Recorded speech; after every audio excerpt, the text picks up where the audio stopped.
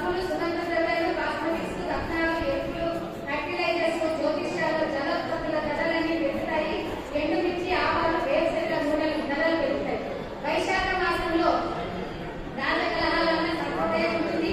లోహ విషయాలు, గంధకము, ఫర్టిలైజర్స్, జాతి, జాగ్రత్త, సంఖ్యగా ధరలు పెరుగుతుంటాయి. కాబట్టి వీళ్ళు స్టాక్ బాగా పెట్టుకోవచ్చు.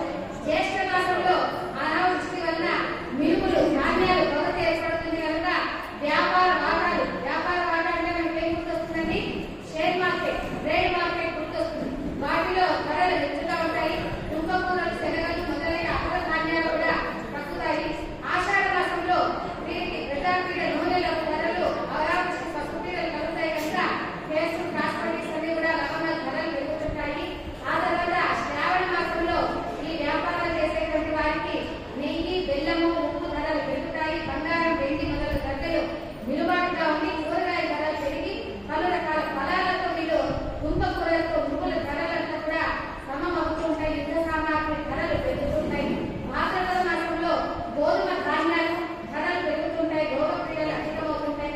ఆశ్వీజ మాసంలో స్వల్ప అనావృష్టి ఉంటుంది. గోధుమల ధరలు పెరుగుతాయి. ఎలక్ట్రానిక్ వస్తువులు ధరలన్నీ కూడా తగ్గుతూ ఉంటాయి. చింతపండు ధరలు అందుబాటులో. కార్తీక మాసంలో నూనె, నెయ్యి, కలకండ, రక్తి వస్తువుల వాణిజ్యం ఇవన్నీ కూడా ఉపద్రవాలు, రసాయన వస్తువులన్నీ కూడా క్రయ విక్రయాల వల్ల లాభం పెరుగుతుంది. లాభం స్టాక్ పెట్టుకుంటే లాభం రావాలి. మీకు లాభం కష్టం. స్టాక్ వెళ్తుండాలి, స్టాక్ వస్తుండాలి, అమ్ముతుండాలి, కొంటుండాలి. అప్పుడే మీకు బాగా అనిపిస్తుంది. మార్గశిర మాసంలో పొట్టు ధాన్యాల ధరలు పెరుగుతాయి. క్షత్రియులకు క్రీడలు ఇవన్నీ కూడా రాతవేలు పడుకుంటుంది. రసాయన వస్తువులు, నూనె, నెయ్యి అన్ని కూడా మంచి లాభాలు ఇస్తాయి. నూనె మంచి రేటు పెరుగుతాయి. ఆ తర్వాత జ్యేష్ఠ మాసంలో పాడి పంటలు, నూనె ధరలు పెరుగుతాయి. అధిక వస్త్రాలను ఉత్పత్తి చేసే మార్గ ద్రవ్యం కూడా లభిస్తుంది. మాఘ మాసంలో వీళ్ళకి మంచి ధరలుండి ధాన్యవృత్తి ఉండి సుభిక్షంగా సుఖంగా ఉంటారు. పాల్గొన మాసంలో ధాన్యవృత్తి బాగుంటుంది. క్రిమి కీటకాల బాధలు కలుగుతాయి. అన్ని వస్తువుల ధరలు పెరుగుతాయి. ఫిబ్రవరి 26 నాటికి దుర్భిక్ష ఉన్నప్పటికీ కూడా క్షేమఫలితమైనటువంటి ఆరోగ్యాలు వీళ్ళకు కలుగుతూ ఉంటాయి. కనుక ఈ సంవత్సరం వర్షాభావం ఎంత ఉంటుందో పంట కూడా అదే భాగంగా సమంగా ఉంటుంది.